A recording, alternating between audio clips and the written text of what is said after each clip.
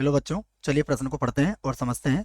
मान ज्ञात कीजिए। यहाँ पर हमें मान ज्ञात करना है। एक समाकलन दिया है जिसकी सीमा 0 से पाई है और एक्स डी एक्स और एक प्लस साइन एक्स है और हमें इसका मान ज्ञात करना है। प्रश्न को हल करने से पहले हम प्रश्न के लिए मुख्य अवधारणा लिखेंगे। तो मुख्य अवधारणा जिसकी सहायता से इस प्रश्न को हल किया जाएगा। मुख्य अवधारणा में हम निश्चित समाकलन का एक गुणधर्म लिखेंगे बच्चों, जिसका प्रयोग यहाँ पर करेंगे। देखिए, हमें पता है कि यदि सीमा ए से बी है और यहाँ दिया गया है एफ एक्स डी एक्स, तो ये बराबर होता है, सीमा तो वही रहेगी ए से बी, और ये हो जाएगा F of A plus B minus X D X के। ठीक है, तो ये आप सूत्र याद रख सकते हैं। अब हमें जो मान ज्ञात करना है उसको हम यहाँ से हल करते हैं बच्चों, और इसको हल करेंगे और मैं इसको आई के बराबर मान लेता हूँ। ठीक है, तो हम सुविधा के लिए लिख लेते हैं कि माना माना हमारा जो प्रश्न है वो आई के बराबर है। तो आई बराबर कितना हो गया?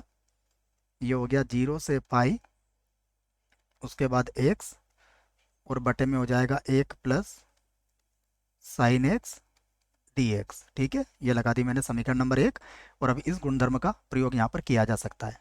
तो देखो, इस गुणधर्म की सहायता से ये क्या बन जाएगा, यहाँ से लिख देता हूँ मैं आई बराबर, सीमा तो 0 से पाई है, एक्स के स्थान पर क्या आ जाएगा, पाई माइनस एक्स, और बटा ये होगा 1 प्लस ये हो जाएगा साइन, और एक्स के स्थान पर क्या आ जाएगा, पाई माइनस एक्स, और यहाँ पर कितना है, डी एक्स। अब हमें पता है कि sine pi minus theta, sine pi minus theta बराबर कितना होता है, बराबर होता है साइन थीटा के बराबर। तो इस स्थिति में आई बराबर देखिए क्या हो जाएगा, ये होगा 0 से पाई, ये साइन थीटा बन जाएगा। हम इसको अलग अलग करके लिख सकते हैं। तो एक बार तो हो जाएगा पाई बटा 1 प्लस साइन थीटा की जगह एक्स लिखना है बच्चों, क्योंकि एक्स के रूप में दिया गया है ये। तो इसको लिख दिया मैंने एक्स, और ये हो जाएगा डी एक्स। ठीक है, और माइनस फिर सीमा 0 से पाई होगी, और अब यहाँ पर आ जाएगा एक्स, और बटे में कितना आ जाएगा, 1 plus sine x D x.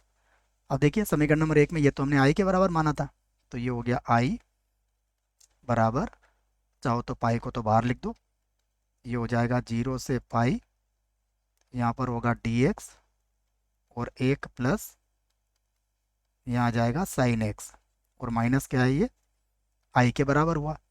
आई को बराबर किधर ले आओ आप, तो ये कितना बन जाएगा, 2 आई। तो लिख दो इसको 2 आई, यहाँ पर आ जाएगा 2 आई बराबर, ये तो है पाई, और यहाँ पर देखिए ये है हमारे पास डी एक्स बटा 1 प्लस साइन एक्स। तो 1 बटा 1 प्लस साइन एक्स है।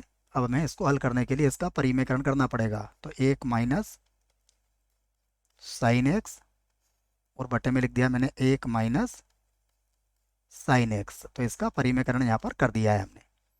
तो अब आई बराबर, देखिए ये तो होगा पाई बटा 2, समाकलन की सीमा भी देख लेते हैं। समाकलन की सीमा 0 से पाई है, समाकलन की सीमा 0 से पाई है, तो यहाँ भी लिख दिया मैंने 0 से पाई, और ये होगा 1 माइनस साइन एक्स, और बटे में हो जाएगा 1 माइनस साइन स्क्वायर एक्स, और ये हो जाएगा हमारा डी एक्स।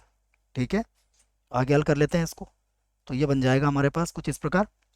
अलग अलग कर लेंगे इसको, या फिर पहले इसको इस प्रकार लिख लेते हैं बच्चों। ठीक है, मैं इसको यहाँ से लिख देता हूँ, आई बराबर, ये होगा पाई बटा 2, 0 से पाई, 1 माइनस साइन एक्स, और 1 माइनस साइन स्क्वायर किसके बराबर होता है, ये बराबर होता है कॉस स्क्वायर एक्स के।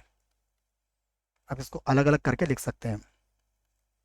तो आई बराबर हुआ पाई बटा 2, फिर समाकलन की सीमा 0 से पाई है, 1 बटा कॉस स्क्वायर क्या होता है, ये होता है सेक स्क्वायर एक्स, माइनस यहाँ देखिए साइन बटा कॉस 10 हो जाएगा, और एक कॉस जो होगा ऊपर जाके सेक बन जाएगा, तो ये हो जाएगा 10x, और यहाँ पर आ जाएगा सेक एक्स। अब दोनों ही समाकलन हम आसानी से कर सकते हैं। तो आई बराबर होगा पाई बटा 2, देखिए हम जानते हैं 10x का उकलन सेक स्क्वायर एक्स होता है, तो सेक स्क्वायर एक्स का समाकलन क्या हो जाएगा, टेन एक्स हो जाएगा। इसी प्रकार हम जानते हैं सेक एक्स का उकलन सेक एक्स टेन एक्स होता है, तो इसका समाकलन हो जाएगा सेक एक्स। तो यहाँ पर आ जाएगा सेक एक्स और सीमा है इसकी 0 से पाई। सबसे पहले पाई रख लेंगे, तो आई बराबर, जगह कम है यहाँ लिख लेते हैं इसको, आई बराबर, देखिए सबसे पहले क्या रखेंगे हम, पाई, तो टेन पाई का मान क्या होता है, 0। उसके बाद फिर रखेंगे सेक पाई का मान होता है -1, तो माइनस, और एक बार और आ जाएगा -1। उसके बाद माइनस, अब क्या रखेंगे हम, 0 रखेंगे, तो टेन जीरो का मान तो 0 होता है। उसके बाद माइनस सेक 0 का मान 1 होता है, तो ये हो गया -1। इसको आई बराबर, ठीक है, ये क्या किसके बराबर चल रहा था, पाई बटा 2 के, है ना, तो पाई बटा 2 बराबर चल रहा है यहाँ पर, पाई बटा 2 बराबर फिर से हो जाएगा पाई बटा 2।